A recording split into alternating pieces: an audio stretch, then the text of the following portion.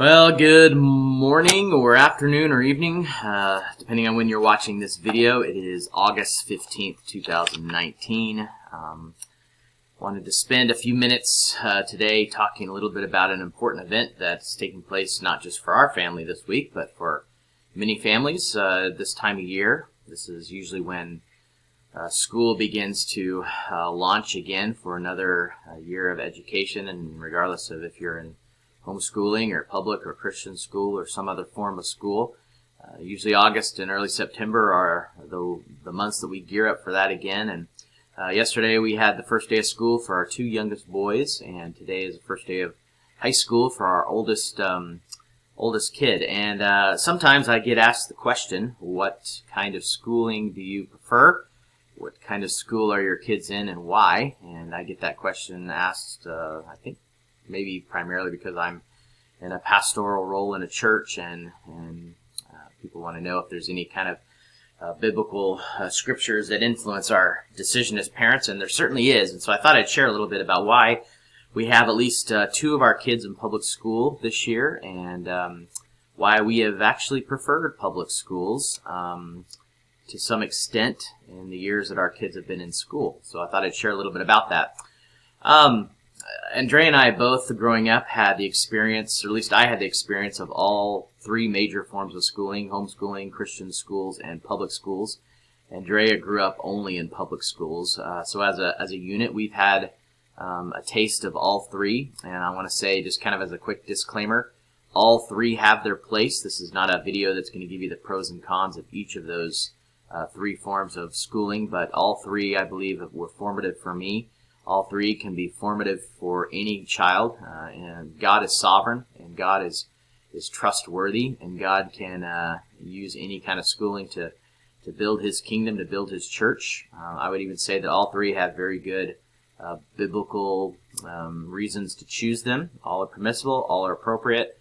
I encourage parents every chance I get when the question comes up, take each year and each kid at a time and reevaluate what's best for them, and what are you seeing in your schools. But for us, we have been in public schools for the primary years, or at least the most of the years that our kids have been in school so far, and there are really three reasons why we've chosen to do that. One would be the Great Commission. The Great Commission tells us that we are to go and make disciples, not leave. And I have a real strong conviction that the public schools in our country are a great mission field.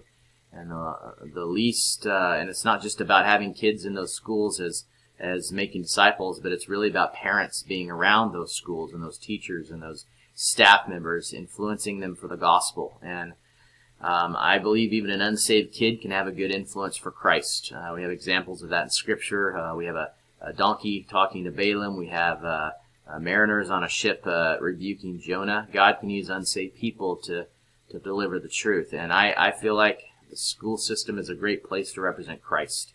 I don't want to leave it. I don't want to abandon it. I want to represent Christ there, and I want my kids to, and it's a great place for that. Another reason why we like public schools, it is a good opportunity for us to develop relationships with teachers and staff that are not saved.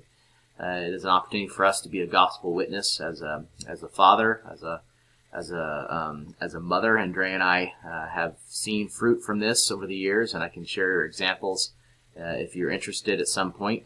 We really value the opportunity to have gospel relationships with people. And a third reason is and this is kind of a scary reason, but it's a good place for kids to be tested in their faith. That can be a little bit intimidating, but if you're faithfully equipping them at home and at church, why not give them an opportunity to go out there and have a conversation with a friend, or in a classroom discussion about the existence of God, or where evil comes from, or where we learn truth.